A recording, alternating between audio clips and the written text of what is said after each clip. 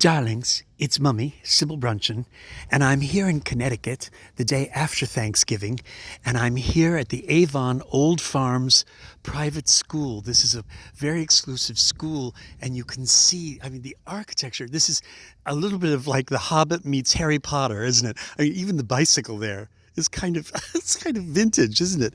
It's amazing. And then there's a little bicycle that seems to have been crashed. Anyway, look at the beautiful, beautiful architecture. And then the gateways. Here's one called Diogenes, and there's the Learning Center, and it goes on and on. Now, this is only one part of the estate. You can see it goes way off in the back there through that passageway. And then some of this is very old. Some of it is old architecture, but the entire estate has been added onto again and again and again. And of course, they've tried to keep the architecture as original as possible. Look at the slate roof. Isn't that incredible?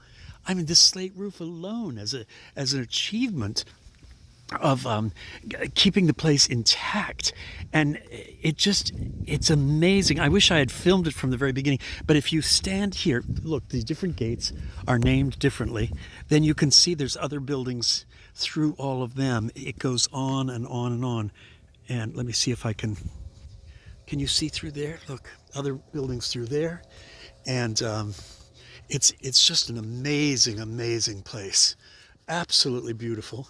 Apparently some students have been left here, much as Ebenezer Scrooge would have been left on Christmas holiday. Ebenezer Scrooge would be left, and he would be abandoned here by his grumpy father, and then, of course, all the mischief would begin. This gate is called Eagle. It's look, and here's the new buildings through here. I'm sorry, I'm jiggling. But the estate is so big that they've actually taken farmland that was connected to it and built new buildings for the school.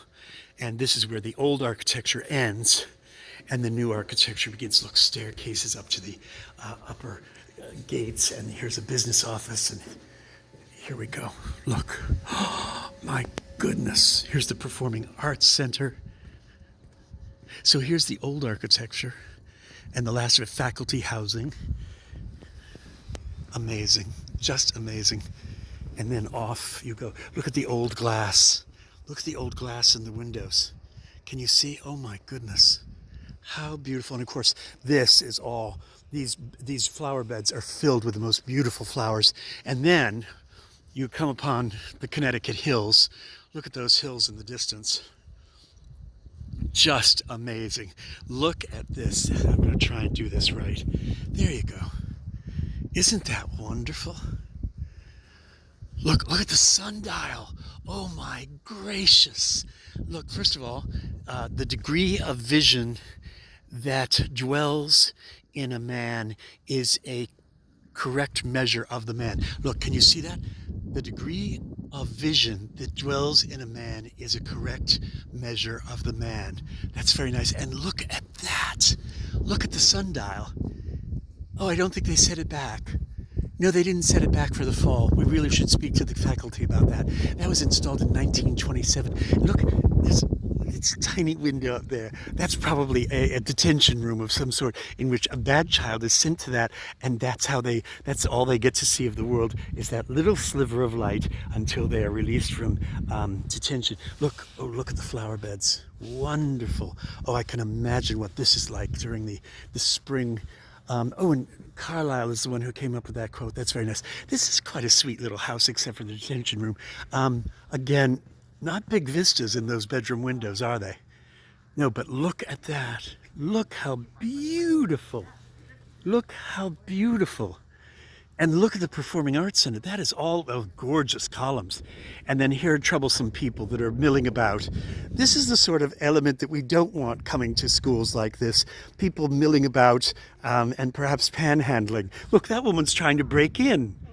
No, she's urging her children to come and break into a perfectly innocent house. Perhaps a professor is living in there and doesn't want to be. Look, she's trying the lock. All right, well, then there you go. Oh, and now she's walking in the bed and looking through the windows, probably admiring food or something that she wants to take.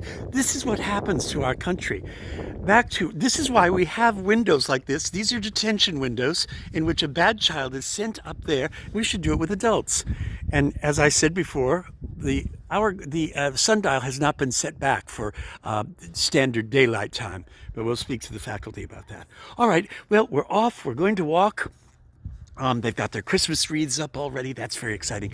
So it's quite lovely. I wonder what playlit they're doing over there at the Beatson Performing Arts Center. The rest of it looks pretty grim, doesn't it? Well, all right. So anyway, darlings, coming from Connecticut and from Avon, Connecticut, it's Mummy Sybil Brunson, and I hope you enjoyed our little tourette here the day after Thanksgiving. My gosh, when Connecticut's pretty, it's really quite pretty, isn't it? I mean, when you go to Greenwich, Connecticut, oh my goodness, look at the trees down there. Isn't it? Well, it's really quite lovely. Although I shan't want to be here in the middle of the night. It would be a little too Stephen King, wouldn't it? Yes, especially if there was a single light on in one of those towers. All right, darlings. What is that building with all those windows up at the top? Interesting. Oh, and look, somebody's left a soccer ball out on the field. Huh. That's kind of spooky here, isn't it? It's a little Agatha Christie.